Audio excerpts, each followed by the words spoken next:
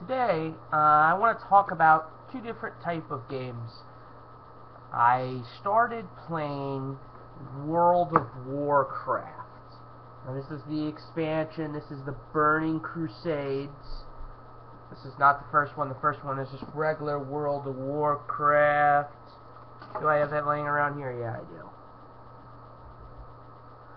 So, there's World of Warcraft, and then we have Guild Wars, which this is the Eye of the North. This is the latest, they call it an expansion, which it is, I guess it is an expansion. They're two different type of games. They're both MMORPGs. They're games that you play online. They're RPGs you can play online. There are differences between the both, and that's what I really wanted to talk about.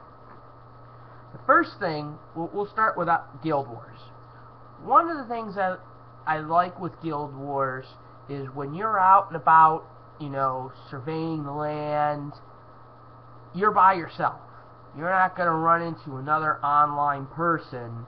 The only time you're going to run into somebody is in town, and then you basically form your posse and you leave at that point. The other thing I like about Guild Wars is you can hire henchmen, and with the right expansions, you can actually get heroes, which are a lot better than henchmen. Heroes you can control a lot more. Henchmen are more of, they have a mind of their own, they do what they want. So,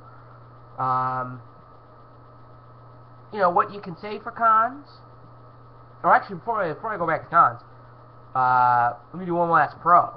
After you buy the game, there's no subscription fee. You actually have to buy there's 4 of these you can buy, or up to this leading to Eye of the North. Once that's done, there's no subscription fees. You don't have to pay a monthly fee to play. You just play as much as you want, and there's no payment needed. So I kind of really like that. Cons. Well, if you're that type of person that wants to have other people control, I think when you start to get into 3-4 heroes, you're busy, worrying about yourself.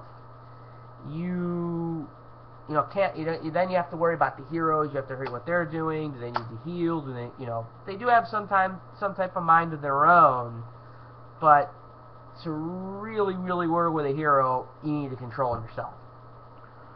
Another con. Let's see. We can bring another con into the fact is that when you're out and about, you are alone. I think I just said that. I think the other con to it is it's too easy. You walk to level 20, yeah, there's a couple of hard guys here and there, but the time when it gets difficult is when they ambush you. You really don't see one powerful guy come after you, and you struggle with.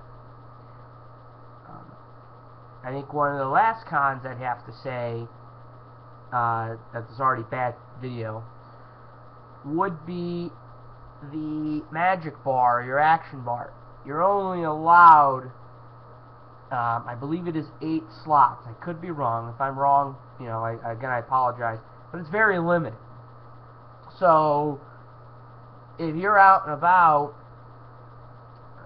you can only equip, 8 magics, 9 magics. I don't think it's 10. But after that, basically you have to be in a town to change them. So if you are a mage, if you're a necromancer or you're an elementalist, and you equip your fire, you have to turn around and get into a town, and then you find fire's not good, and you need to be ice. You have to go back to town. So that's it. Moving on to World of Warcraft. I think the pluses in this game is, I think it's huge. It's huge place. You can run around and you see people. You could be running around.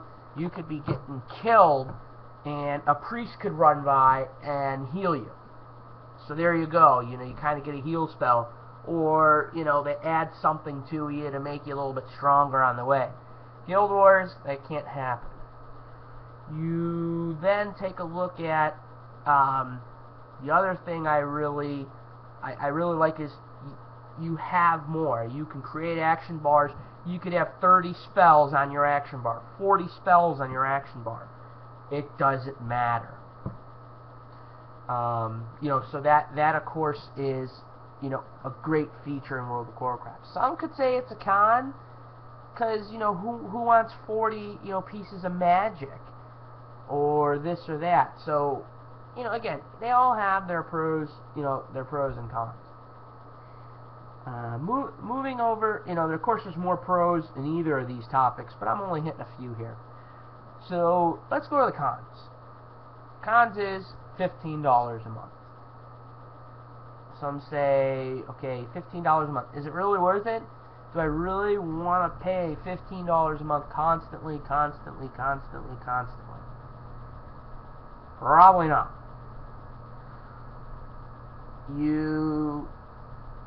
I mean, for the $15, you know, the things they do give, you know, the armory, which is new, which is nice. You have no way of looking at your Guild Wars characters externally. I have a few people that say, why do I need to do that?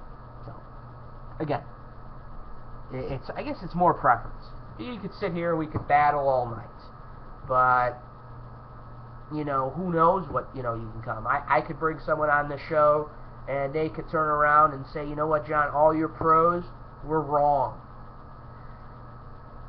So, moving on, I think if you look at both these games, honestly, out of my two, Guild Wars used to be the winner. Now it's World of Warcraft. You play both poisons, and you find out which you like. You like, you know, might be little bit tough as far, as you're only allowed to equip a certain amount of magic, and you really got to plan before leaving. Or you like the game where you have a little bit more freedom, a little bit more features, but you have to pay $15. So I'm going to leave you with that. If you're watching this on YouTube, you can post comments. Please don't flame me. I'm just trying to do this and just practice public speaking. So I think we'll end it at that. Thank you.